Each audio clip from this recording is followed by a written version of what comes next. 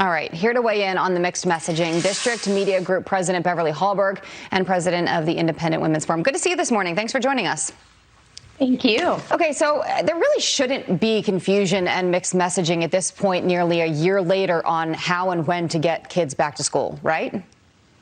Correct. And him saying that this was misreported, he's referring to his own White House press secretary, who said last week that the goal was 1 day a week for kids. Now, I think the reality is that parents were up in arms about this statement. I'm not sure that Jen Psaki, the press secretary, misspoke. I think she actually said what White House policy was at that moment in time, and they've had to walk it back. His parents have said, we've had enough. You've told us to look at the science. We see the science. We know it's safe for children to go back to school. So many kids are in private and charter schools across this country and in certain states. And I think President Biden, while he struggled last night in this town hall, he did have a sure footing in this answer. I think he practiced it because I think he knew he needed to get that answer corrected and right. Yeah, here's the underlying soundbite that sort of set all this off from Jen Psaki. Take a listen.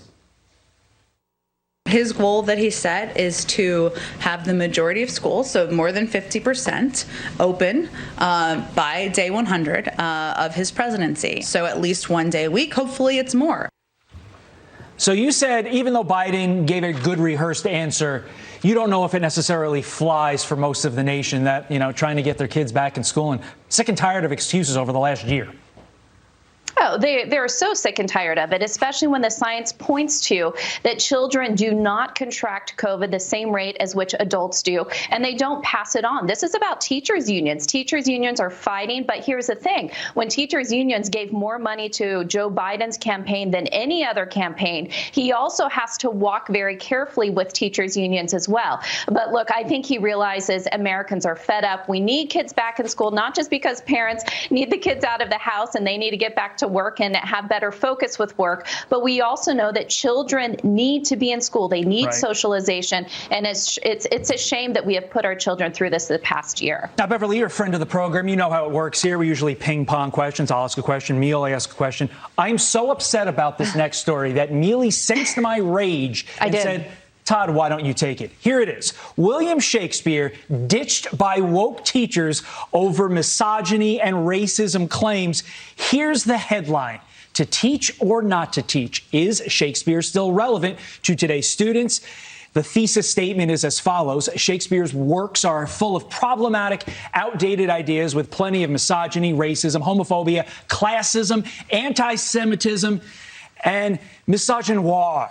How chilling is it that the way we all learned, the way our parents learned, our grandparents learned, they're trying to throw it out, Beverly? How concerning is that?